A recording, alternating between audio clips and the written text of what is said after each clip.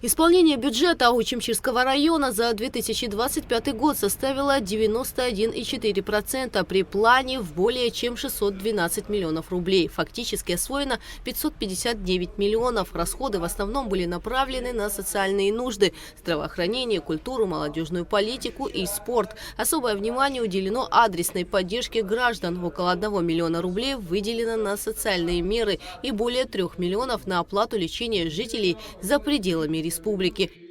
А культура общая зоштин вижаха миллион назикмат. А бюрцера, а спорт, а чар, а политика, а гана хела же миллион хочек яцны наштын.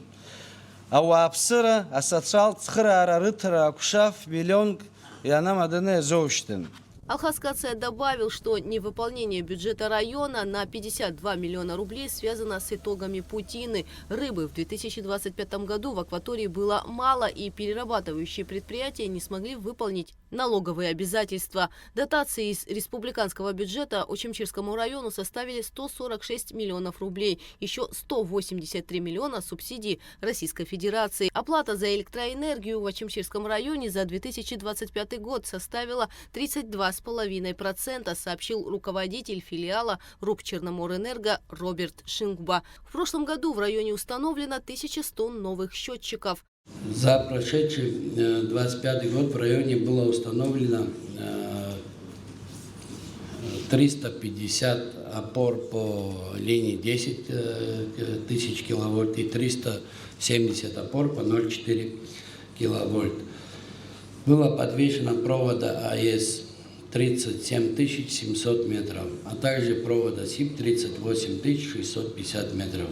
В 2025 году в Учимчирском районе было зарегистрировано 43 преступления, включая 11 тяжких. Все раскрыты. Произошло 24 ДТП, из них 10 со смертельным исходом. Погибли 12 человек. За год зафиксировано 1516 нарушений ПДД. Почти все школы Учимчирского района укомплектованы преподавателями, сообщил начальник районного отдела образования Тимур Гиндия.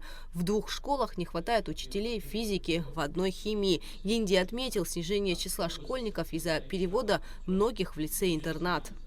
В рамках встречи президент подчеркнул, что обеспечение безопасности Абхазии – первоочередная задача. На расширенном собрании в Учимчирском районе Бадрагунба отметил сохраняющиеся реваншистские настроения Грузии и помощь ей других стран. Для решения важных проблем необходим системный подход и единство власти с народом, готовым противостоять врагу.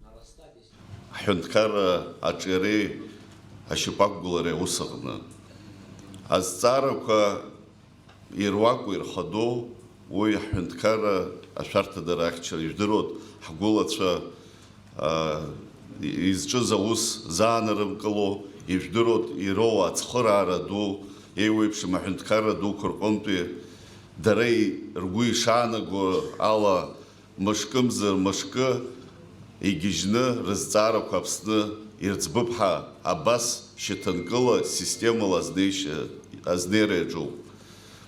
Арешарта ихакумзыр уацу яхасцурцыр алшуй. Хазыкотзыру, хазыпшызыру, хазахязыру, артазцару хачгылара. Еще одной важной задачей президент назвал поддержку сел с культурными и историческими ценностями. 2026 объявлен годом села, в течение которого определят направление системной помощи и необходимые ресурсы. Кроме того, на ремонт дорог Учимчирскому району будет выделено 269 миллионов рублей. В завершении встречи у каждого из членов актива была возможность задать вопросы главе государства. Они касались энергетики, дорог, образовательных учреждений и спорта. Речь зашла и о реконструкции стадиона имени Виталия Дороселия ко дню рождения знаменитого футболиста.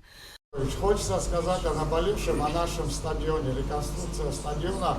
Понятно, что возникает вопрос логически, почему, допустим, ни ГАУ, ни Афон, ни Будаута, если бы не одно знаковое событие.